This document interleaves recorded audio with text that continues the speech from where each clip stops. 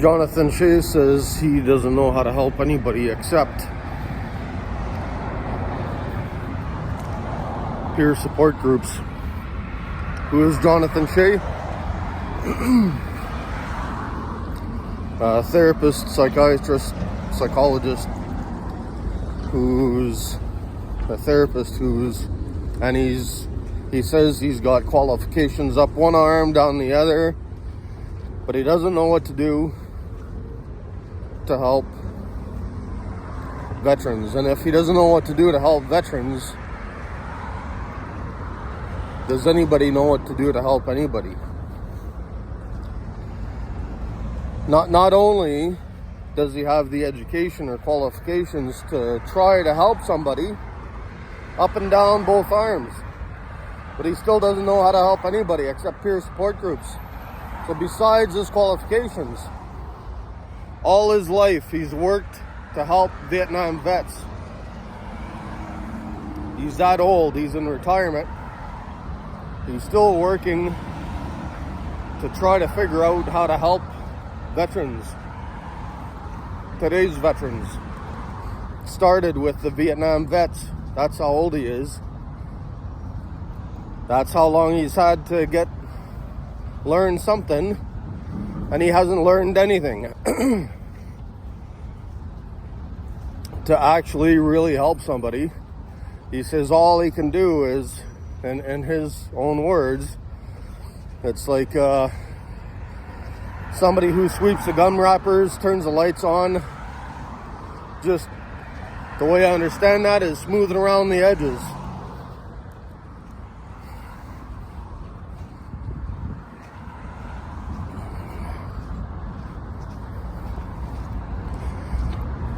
And how important is that? There's others.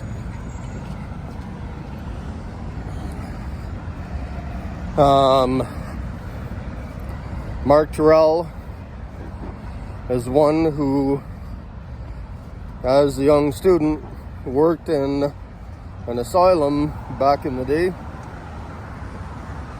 and he realized he didn't learn anything to help anybody, and he thought the key might be in hypnosis.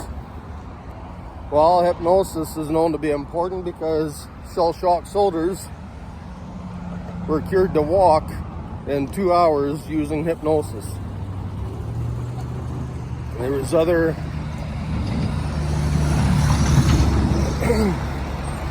symptoms and treatments. Some of the other common treatments were electroshock therapy. And besides electroshock therapy, at the time they called it, talking about the trauma is important, though they called it Arthur Hurst's Miracle Talking Cure, because they assumed talking about it cured blindness, paralysis, muteness, deafness, and so incontinence. And it seems, when you consider that the brain and shell shock shuts down the brain, different parts of the brain, either completely or partially, that and different than PTSD. At the time, PTSD used to be called neurasthenia. Today they redefine neurasthenia and they say that PTSD used to be shell shock. Seems to be some confusion about trauma or how to treat it. And many come out of school thinking they know how to treat trauma. 17 years ago, when I come back from Afghanistan, I said I was low in self-confidence. Therapist told me I was wrong. They told me I was traumatized by the horrors of war. 6 months ago, I told therapists I was low in self-confidence, and they told me I was wrong.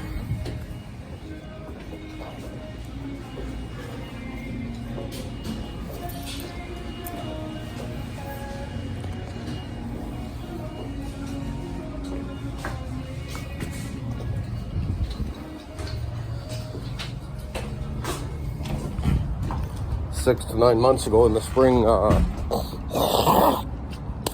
had a young student do the same thing I went through 17 years ago. I was told I was wrong about what I think I feel, what I think I need. Who better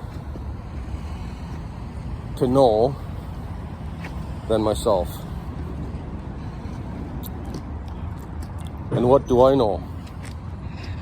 Seems part of the confusion is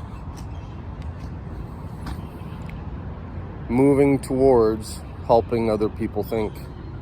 If anybody feels like Andrew Bustamante, former CIA spy, talks about there's no better person to protect you but yourself, because you don't know, nobody knows you better than you, nobody wants to protect you better than you. And so seems ridiculous that somebody should help me think, whether it's survival like Andrew Bustamante talks about, or extreme trauma.